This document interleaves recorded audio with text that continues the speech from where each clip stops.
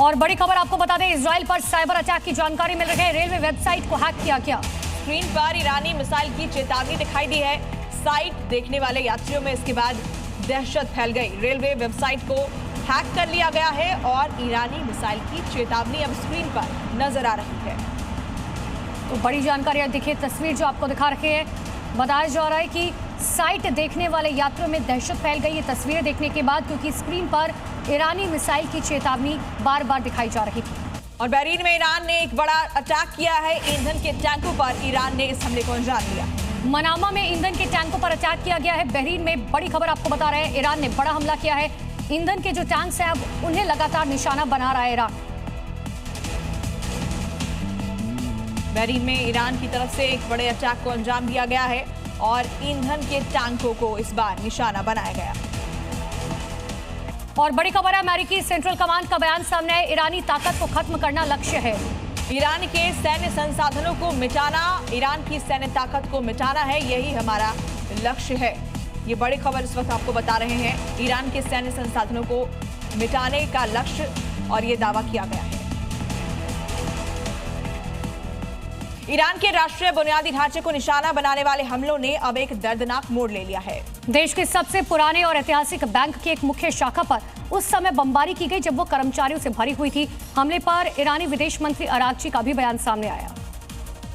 Iran के विदेश मंत्री ने बैंक पर हमले की कड़ी निंदा करते हुए कहा है कि ये ऐसे वक्त में हुआ है जब बैंक कर्मचारी नए साल से पहले आम नागरिकों के लिए भोजन और बुनियादी जरूरतें सुनिश्चित करने में जुटे हुए थे।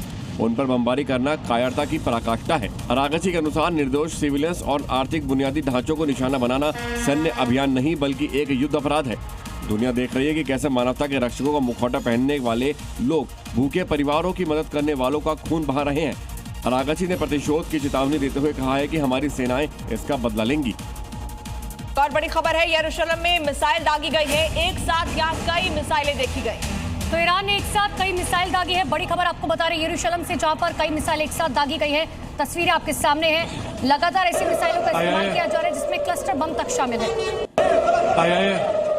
तस्वीरें आप देखिए, ईरान ने एक साथ कई मिसाइलें दागी, उसके बाद वहां अफरा तफरी का माहौल नजर आया।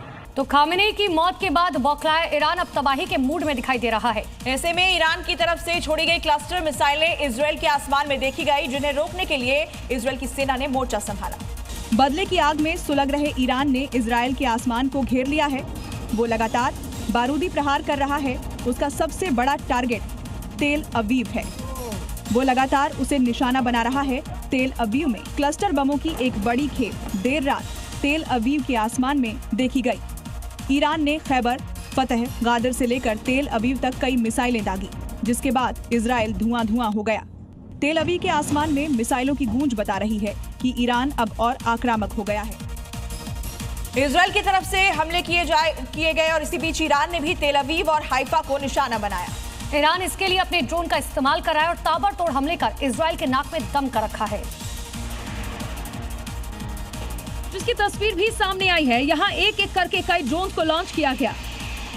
हाइफा में एक मिलिट्री सेंटर और spy satellite information receiving centre को इजरायली फोर्स ने निशाना बनाया।